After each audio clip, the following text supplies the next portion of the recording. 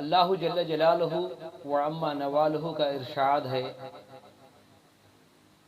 نماز قائم کرو اور زکوٰۃ دیتے رہو تاکہ تم دین پر قائم رہو۔ دیکھو میرے بھائیو، اللہ تعالیٰ نے قرآن پاک کے اندر بندوں کے لیے احکام اس لیے اللہ تعالیٰ نے اتارے ہیں تاکہ بندے دنیا اور آخرت کی بھلائیاں حاصل کر سکیں۔ دیکھو دنیا کا ایک قانون ہے، ایک انسان کے پاس اگر زیادہ مال ہے تو گورنمنٹ جو ہے وہ اس سے ٹیکس وصول کرتی ہے،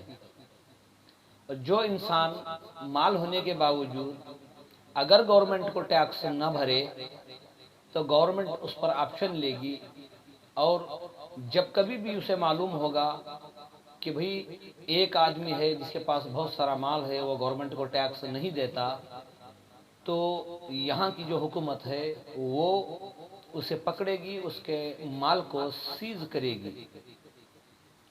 ٹیکس جاتا تو کم جاتا، لیکن جب وہ پکڑیں گے تو اور بھی زیادہ جائے گا، اور سیز کریں گے تب بہت سارا مال تمہیں پینلٹی کی شکل میں دینا پڑے گا۔ تو انسان یہ مانتا ہے کہ بھئی حکومت جب مالدار سے ٹیکس وصول کرے تو اسے دینا ضروری ہے۔ تو اسی طریقے سے میرے مالک نے کہا کہ جنہیں ہم نے مال دے رکھا ہے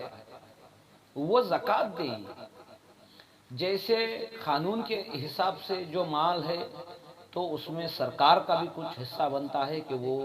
ٹیکس وصول کریں۔ تو جس نے ہمیں زندگی دی، جس نے ہمیں مال دیا، وہ بھی یہ کہتا ہے کہ بھئی تمہارے پاس اگر مال ہے تو اس کی زکوٰۃ تو دو۔ جیسے ٹیکس نہ بھرنے سے جب گورنمنٹ کو معلوم ہوگا تو وہ پکڑ کر تمہارے مال کو سیز کرے گی، اسی طریقے سے جس مال کی زکوٰۃ ادا نہیں کی جائے گی اس مال کو ضائع کیا جائے گا، لیکن ضائع ہونے کے راستے الگ الگ ہیں، اس کا طریقہ الگ ہے۔ کہیں فصل خراب ہو جانا، یا فصل آنے کے بعد کم قیمت میں بکنا، یا فصل بھی آ گئی مال بھی آ گیا لیکن یا بیماری یا حادثات کی شکل سے جو مال ضائع ہوتا ہے، یقیناً یہ وہ مال تھا جو غریب غرباؤں تک پہنچنا تھا زکوٰۃ کے ذریعے سے، اگر نہیں پہنچا ہے تو اللہ تعالیٰ اس مال کو ضائع کرنے کے لیے دوسرے راستے نکالے گا۔ تو میرے بھائیو، اگر ٹیکس صحیح بھریں گے تو حکومت کے پاس پیسہ ہوگا، اگر حکومت کے پاس پیسہ ہوگا تو وہ ہر ایک کے لیے، کسانوں کے لیے بھی کوئی نئے قانون لائیں گے، ان پر بھی خرچ کریں گے، یا بے روزگار یا جو کوئی بھی حاجت مند چھوٹے طبقے کے لوگ ہیں، اگر حکومت کے پاس مال زیادہ ہوگا تو وہ مال کے ذریعے سے لوگوں کی مدد ہوگی۔ تو میرے بھائیو، اللہ کا بھی یہ فرمان ہے کہ اگر ہم نے تمہیں مال دے رکھا ہے تو وہ ہمارے جو بندے ہیں جنہیں ہم نے محروم رکھا، جسے ہم نے نہیں دیا، غریب رکھا، مجبور رکھا، لاچار رکھا، تو تمہارے مال میں حق بنتا ہے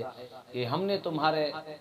پاس جو امانت کے طور پر جو مال دیا ہے اس مال میں سے زکوٰۃ نکالو اور غریب غرباؤں تک حق پہنچاؤ۔ اگر نہیں پہنچاؤ گے تو تمہارے مال کو دنیا میں بھی ضائع کیا جائے گا، اور کل قیامت کے دن بھی تمہارے اس مال کے بارے میں تمہیں کھڑا کر کے پوچھا جائے گا۔ تو اس وقت ہم اگر صدقہ کرنے کی نیت کریں یا زکوٰۃ دینے کی نیت کریں تو یہ ہونے والا نہیں ہے، یہ دنیا ہی ہے جہاں ہمیں آخرت کمانا ہے۔ تو میرے بھائیو، ہر ایک انسان اپنے اعمال کے اعتبار سے خود اس کا ذمہ دار ہے، کیونکہ اللہ نے کہا وَاتَّقُوا اللَّهَ يَوْمًا لَا تَجْزِي نَفْسٌ عَن نَفْسٍ شَيْئًا وَلَا يُقْبَلُ مِنْهَا عَدْلٌ وَلَا تَنفَعُهَا شَفَاعَةٌ وَلَا هُمْ يُنصَرُونَ۔ ڈرو اس دن سے جس دن تمہاری کوئی سفارش نہیں کر سکے گا، نہ وہاں مال سے آزادی ملے گی، نہ وہاں قبیلے سے آزادی ملے گی، نہ وہاں کسی کی سفارش سے آزادی ملے گی۔ وہ ایک ایسا مقام ہوگا کہ